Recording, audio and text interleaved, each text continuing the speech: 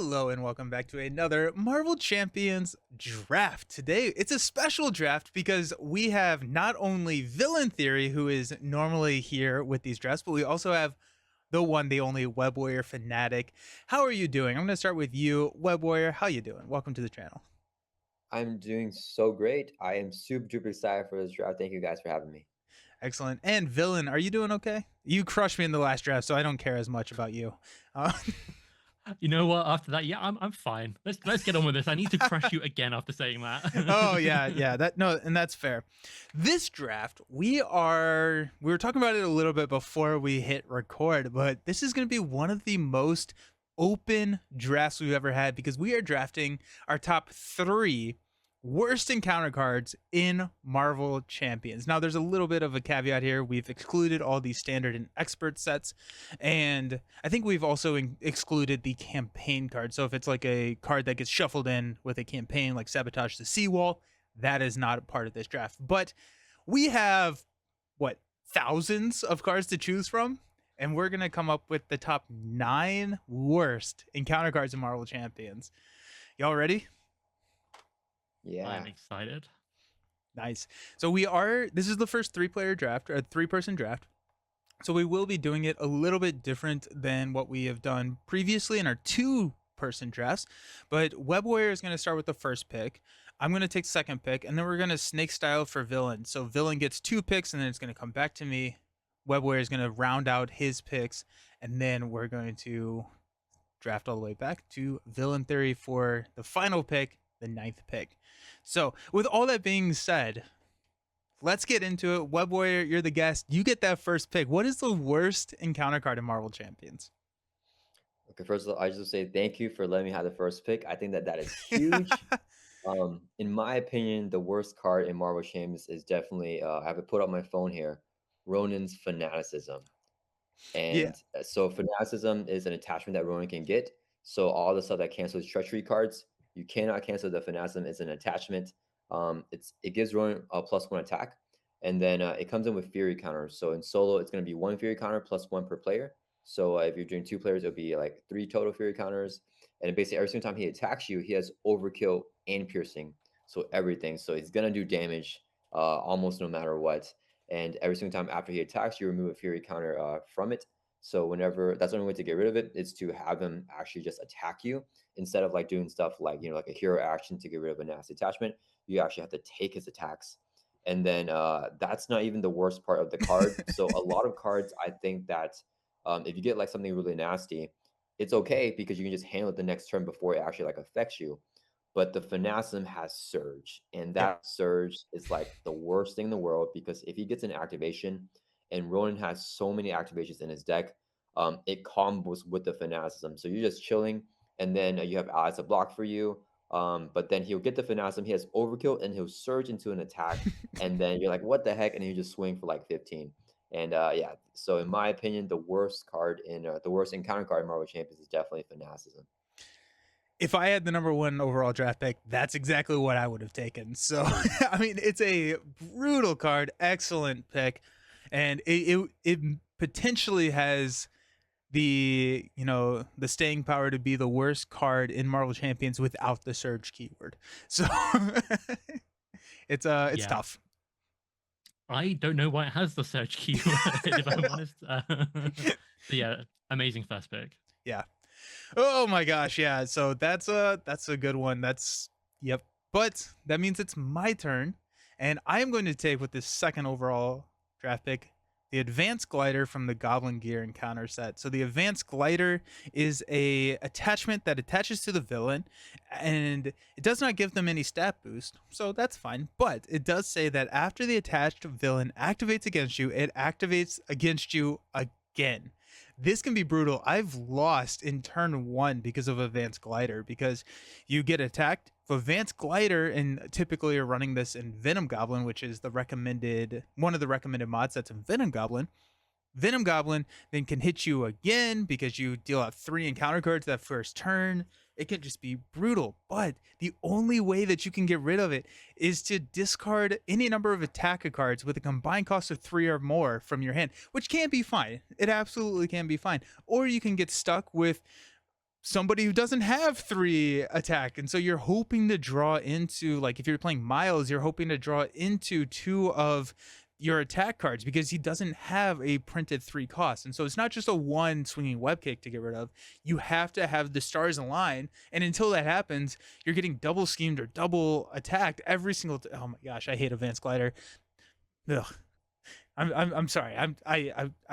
I blacked out there for a second. I think I went on a rant, but yeah. So that's my second pick as Advanced Glider. I think Advanced Glider is a very scary game-ending card. Now, if it comes up as your last encounter card and you have that, free cost attack in hand, you can just get rid of it, and it's actually really easy. But you might have already lost the game if it came up differently, which is where it gets really scary. Yeah. Yeah, I think that's a really good pick. Like a lot of times when I'm looking at heroes to face Venom Goblin, I'm like, you know what? This hero doesn't have any attack events or like Hulk, for example, Yep. or they don't have attack events that equate to like 3 costs. I'm like, I'm gonna either have to put that in, or I'll just say no, I'm not gonna use this hero against Venom Goblin. So that's like something that deters me from even facing Venom Goblin with a specific hero. So I think yeah, that's a really big factor there. Oof. Yeah, it is a little sad that Hulk has a hard time discarding 3 cost attack events. That's a little sad, isn't it? But alrighty, well, that's the top 2. Villain, you get 2 picks now because we're going snake style. So, what do you got for us? I am going to live up to my villainous name. I'm going to live up to it. I have a sneaky pick here that you, Nelson, are going to be very mad at me about, I think. And I'm curious if Web Warrior Fanatic has this on his list or not. I'm going to go for remote navigation. That's mean. Remote. So, remote navigation is a multi-purpose encounter card. It's from Goblin Gear, just like the Advanced Glider. And it says, when revealed, if the glider's in play, the villain activates. Of course, if the glider is in play, they activate twice. So it's kind of assault and then another assault kind of thing, or maybe advance and another advance or something, which is already pretty scary. But if the glider is not there, it's going to find that glider. So it's kind of the glider and a double activation, whichever is going to be worse for you in that kind of moment. But if it comes up as a boost, you give the villain 2 additional boost cards, which is terrible. So I think it kind of hits you on the boost level and the unrevealed level, whether you have the glider or not. So that for me is going to just, in my opinion, just slightly one up the glider itself. I don't like these tricky tactics that you're employing over here, but no, I mean remote navigation is awful, but it's not as bad as if you didn't have the Advanced Glider. So Yeah, that is a really sneaky. Yeah, I mean, I would say, it's kind of equivalent to the Advanced Glider, but if you get it as a boost card, I don't know if we're even calculating the boost effects on the card, but I wasn't thinking about that, but I guess we kind of are, huh? Yeah, that's a really, really nasty boost effect where you get 2 additional boost cards. I mean, one thing I will say is, if you have the damage to like kill Venom Goblin, and then if he gets, the remote navigation, you're like, yes, like he'll just get it, but he won't activate it. Like maybe I can still win here. So that would be the only thing that I would say about that. But yeah, I mean, that's a really, really good pick. what does it say that the top 2 of the top 3 picks are out of one of the mod sets for Venom Goblin? Also, I meant to say it, but this is a draft to celebrate and promote the newly released podcast episode where we talked about difficult villains. That should have been earlier, but that's why Web Warrior is on, and that's why we're talking about this. Venom Goblin is talked about during that episode. Yeah, we talk about him a lot, and Ronan. So I think it makes sense that all 3 of us went to those villains. We've seen the effects of these cards. Let's say that. Nice. Okay, so that's your first. Now you get a second pick. What are you going with now? Now I've got like 4 or 5 cards. I'm like, oh, this is good. This is good. This is good. I feel like the obvious 3 that I had in my head have gone. I'm gonna go with one which is from a rarely used mod set. It's typically part of a campaign, but you are able to use it as a normal modular set. It can be a normal encounter card, and true to form with my pick so far, it has a nasty boost effect. So I'm going to choose from the Mutant Genesis campaign set, Future Past, Bastion. And Bastion is painful. He has 10 health, toughness, villainous. So you're not getting past him easily. Maybe on the final turn he doesn't have guard. That's fine. But otherwise, he's hitting you for like 2, 3, 4, 5 every turn. And the worst thing about him is if he's your boost card, you you get him as an encounter card. I don't know. I don't Oh know why they man. did that. Actually, no, you get this. Yeah. Oh my Yeah. gosh. It's like weapons runners on steroids. Like it's deal this to yourself. Oh my gosh. Yeah, no. The future pass mod set is just awful. Quite special. There you go. That's a silver lining way to put it. It's special. It holds a special place in all of our hearts. Very memorable. Yeah. Yeah, he sounds like a really tough minion. Shout out to one of my friends, Norris. He keeps telling me to play with the Bastion modular set. I still haven't tried it, but I mean, it sounds super duper nasty. Yeah. Yep. Ooh. Okay, so we have attachments, treacheries, and now a minion. I wonder if any of us are gonna pick a side scheme. That'd be kind of interesting. I'm not. I'm not. Did you have anything else to say on? Oh, you are. Okay. Is it also from the Probably will. Future Pass mod set? I'm not going to reveal where it's from. I've got a couple potentials actually here, but I think I'm happy with that. I got, I say happy with. I wouldn't be happy if these cards came up, but I like my picks here. Yeah. Okay, so my next pick, going back snake style, we talk a little bit in the episode about how some of the worst things that you can draw are extra activations. And so my next card, I'm going to call on a treachery from the Thanos set, Avatar of Death. So this has two different effects based on what form you're in. If you're an alter ego, Thanos schemes, which is not good because if you hit that cap, you're losing half your deck. That's not good. And then the game. But really, whatever. The really tough part is when you're in hero form. When he attacks you and it gains overkill and piercing. Now, I don't think it is as bad as fanaticism where you just have that constant effect for everything until the fury counters go away. But Avatar of Death has ended my games many times in the past, but it's worse than assault because there's really no answer, and unless you have a chump blocking ally with toughness on your hero, you're taking some damage. And Thanos throws damage. It's so mean, so mean. You have the Infinity Stones going off at that point. Yeah, Avatar of Death is mean. What do you think about Avatar of Death? Yeah, that is a super duper nasty card. I know that whenever I get it in, I'm an alter ego, I'm like, poof, like I caught a huge Yeah. scheming. But in hero form, I mean, that's the only way Thanos gets overkill. So that is like the tough card that you have to deal with Thanos when he's getting you with all of his attacks, and he really feels like Thanos when he's hitting you that hard. So that is a super duper scary card that I'm always worried about getting for sure. Yeah, I think this is the card to play around if you're playing against Thanos. You need to make sure what happens if this is, Avatar of Death every turn. And if you're not doing that, that's what happens. And I've had many people say, yeah, I just lose games to Avatar of Death. So yeah, it was on my list as well as an option. So I think that's a great choice. Nice. Yeah, it's mean. Back to you, Web Warrior. You got two picks now. You're gonna finish out your top three list right here, right now. Okay, so I was originally gonna have two side schemes here for my last two picks, Ooh. but I think I'm gonna change it based on what Nelson said Alrighty. with the Avatar of Death, because that is a good point that activations are really, really nasty. So I have a card here from the Weapon Master modular set, and it's called Weapon Master, and it's a treachery card. So it says here that when reviewed in Alter Ego, the villain schemes. If they have a weapon attachment, this card gains Surge. And in hero form, it's the same thing. The villain attacks you, and if they have a weapon attachment, this card gains Surge.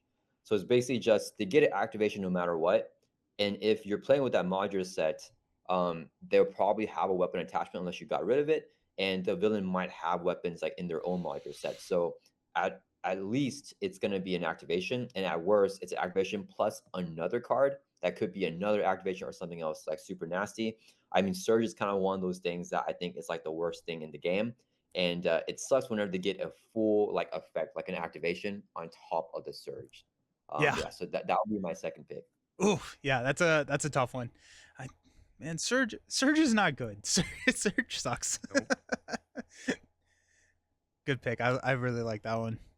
Especially because that comes recommended in the Crossbones, and Crossbones loves his weapons, and so it surges a lot. Okay, so for my third pick and my final pick, I am not sure. I'm down to two side schemes here. I don't know which one. Okay, I think I'm just gonna go with this one. So it will be from the Magneto Oof. encounter set. and I'm gonna go with Seized. That's the one with Gambit on it, like wrapped in metal. Yep. So Seized is a side scheme where whenever it's reviewed, each player puts the top 6 cards of their deck face down underneath it, and then it has an acceleration icon, so you can add 1 additional threat to the main scheme. But then whenever it's defeated, Magneto activates against that player. So that is super duper annoying, and this card is like it's messed up so many of my games against Magneto, and it's like the most annoying card. I remember I was playing Magneto in multiplayer, and then we got this card, we cleared it, he activates, and then it goes into the discard pile, but then he decks out through like magnet counters, and it goes back in, and we get it back on next turn. It's like it's taking up all of our cards, it keeps getting discarded. So yeah, this is a super nasty side scheme. You don't have to take it out, but if it takes out like 6 of your key cards, then it's kind of brutal. And then you do want to take it out, and then manually activate. And then for me, a lot of the cards, if they have like immediate board pressure, like a surge or an activation, that's what makes it really, really bad. So the seized here, so many times, it's like, oh, we got a side scheme, we might be able to win, right? But then taking the top 6 cards decks me out, and then I get another encounter card, and then that encounter card is like an activation or something like that. I'm like, man, so I'm really picking this card, banking on that it might cause like a surge, kind of, because it's decking me out. And then one thing about this card too is that unlike a lot of discard effects where you're discarding like however many cards, if you have 1 card left in your deck, you just discard it. But for the C's, because you're placing the top 6 cards, if you have 1 card left in your deck, you put that card on your C's, you deck out, get an encounter card, and then when you shuffle your new deck, you have to put 5 more cards under it. And it's like, man, why do you have to get those 6 cards? Yeah, so I absolutely hate Seeds, one of the most annoying cards, and it can be a game ender if it decks you out and surges into like, or not surges, but gets you like an activation. So Yeah. I hate that. That was on my list. I pretty much all of Magneto's cards I considered at least putting on my list, but I hate losing my cards, especially if like late game after you've done all your building. Usually, what's left over in your deck are the cards you need to kill Magneto, and then if he takes them all away, you're like, no.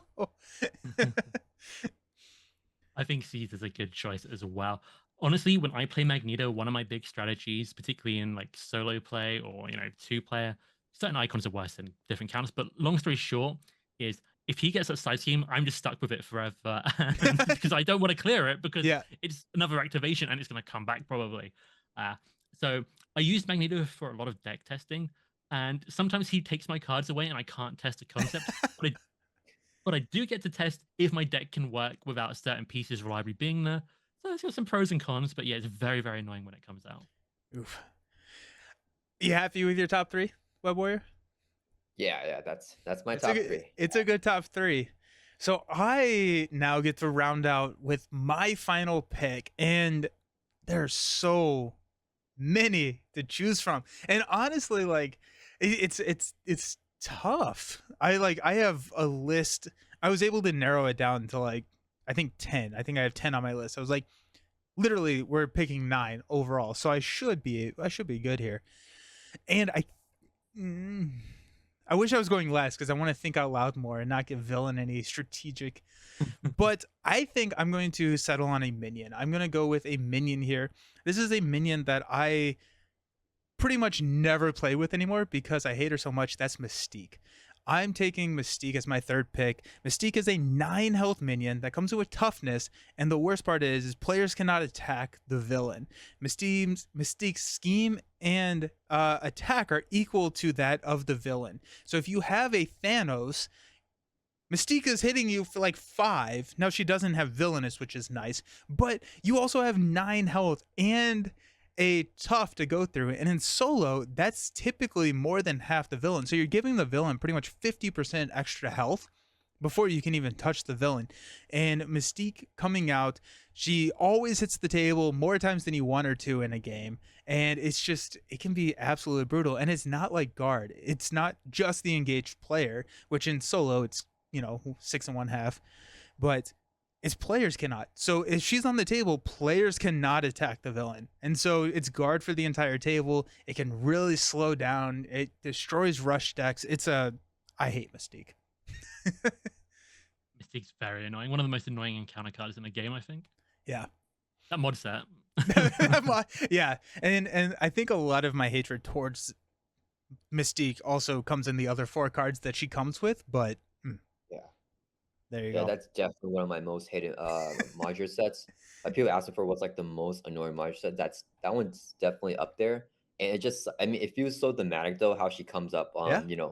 Surprisingly because you draw like a card that like pulls her over. But yeah, I mean, I hate getting her. It's super duper annoying for sure. She's a tough. Yeah. Alrighty, we got 8 out of the 9. Villain, what are you leaving, or what are you leaving us off with? The last pick, the ninth worst card. Well, now I get to talk through my options, and I've left some nasty ones to the end. And in my head, I'm thinking, do I go with the one more players are going to know, or some of these obscure ones I've chosen here? So my options are I've got 3 different side schemes in contention and 1 attachment. So I'm going to just briefly name all of them, and then I'm going to decide. So the attachment comes from the Osborne Tech modular set. It's called Tracking Display. It's got the search keyword on, like everything from Osborne Tech, which is awful. You attach it to the villain. Nothing really changes except your characters cannot defend against the attached villain's attacks. So if this is on the villain and they attack, nobody can defend it. So if you're in 4 player and the weakest player gets attacked, suddenly no one can help. They just got to take the attack no matter what. And it's not very hard to get rid of it. But if it comes up as like your first encounter card and there are several others, you just, you're like, okay, well, I'm taking however much damage the villain is now going to do, and I've got nothing I can do about it. So I think that one's pretty interesting. Now, the side schemes I'm looking at, 2 of them are related to minions. They're kind of like these nasty minions in the game, but the Mm. side schemes will bring them in as well. So you've got that added thing. Self-experimentation from Mr. Hyde, when revealed, brings in Mr. Hyde. And we played him in 2-player recently, and effectively, he came in with 20 health because of this. And I'm like, well, okay, okay. And then it's kind of annoying. On a similar vein, you've got Herald of Avalon from the Exodus modular set, which is a back of the pack set, Mm. and it's a hazard icon. And to clear it, in which case it's Exodus, who you reveal who gets the attachment, which means you have to defeat him twice. He's got like retaliate and all sorts of toughness, and it's a nightmare. And the final one, which I might go for, I do think the other ones in some ways are, I don't know if I want to say worse or not, but I'm going to go for one you guys might be more familiar with, which is from the Nebula encounter. And that is this side scheme called Lethal Intent. And this doesn't have that much threat per person, but it's got a hazard icon. But it says to reveal a technique. And when you reveal a technique with her, oh, now it's going to surge. So it's 3 encounter cards in one. It's a hazard icon side scheme. It's a really annoying technique, and it's going to surge into. You don't know what else it's going to surge into, but at that point, you're just begging for mercy. So, Oh yeah, Lethal Intent, I'm going to conclude will be my final one. that's a really good pick. I hate Lethal Intent. It was on my awful. list as well as Combat Ready. Anything that's gonna effectively, it surges twice pretty much, right? Like you're getting the technique, which then surges. It's so annoying. Ugh. Yeah, that was my like other side scheme that I was thinking about with the seized. I was like, man, I hope no one picks lethal intent. Yeah, Yes. that's definitely that side scheme. And because it has, it's nasty because it's a hazard icon, it's a side scheme, but then it might go into something else. And it might surge with the attachments. The only thing that I think would make it like not that bad is if Nebula already got an attachment before she gets to that turn, because only the first attachment will surge. But that's unlikely, so it'll probably get into another attachment, which will surge again. So you're getting like 3 encounter cards minimum when it's supposed to be just 1. And I hate that Nebula is one of the few villains where it's not put into play. You discard until you get attachment, and you reveal the attachment. I'm like, why? Why do you have to reveal it? Why isn't it just put into play from the pile? Yeah, that's a super duper good pick. Nice. So Cool. those are the top 9. Go ahead and vote for who you think had the best list in terms of worst encounter cards. That was a weird sentence to say in the comments. But before we log off, Villain, you got to talk about some of the extra cards on your list. Web Warrior, did you have any honorable mentions you wanted to bring up? No, I think the lethal. Let me see. The lethal intent was a really big one. Let me look through here. I was thinking about the universal weapon on Ronin, which gives him stalwart. It gives him +1 attack, +1 scheme, and then it's just really annoying because whenever the only way to get rid of it, you have to take 2 damage and do yourself a face on counter card, and it doesn't go in the discard. It goes back in the deck, so that's Yeah. really annoying. But there's many times where it goes back in the deck, and then when I'm about to like when I have the kill shot on Ronin, I'll get it as an encounter card. I'm like, yes, like it doesn't do anything. I just get an encounter card. So Yeah. that's the main reason why I didn't put that in. but that's also a nasty one. And Rogue Vessel from the ship command. Yeah. But I mean, it's so nasty. It feels so bad. But I guess like looking at it, like dealing with 1 damage every single turn, I guess it's not the worst thing. It has a surge, but yeah, I definitely don't like that card. Yeah. Rogue Vessel is deceptively mean, I think. Very annoying. Yeah. The couple other ones that I had on my list, I had Seduced from Enchantress. Hate Oh that yeah. card. I think that works. It's a lot worse for some characters than others. I had We Are One from Venom Goblin with the gives you +3/+3. But the worst part about that is you have to get rid of the printed resource icons. And so you can't use wilds to get rid of that card. And then I Yeah. had Flight as kind of the +1 overkill permanent attachment. I thought that was going to be. Yeah. I thought when you were saying attachment villain, I thought that's what you were going to go with. But I thought about it. I've Yeah. got the Infinity Gauntlet on my list. Oh. But I didn't know if it counted. yeah, villains out here picking cards that actually are mod sets. I mean, there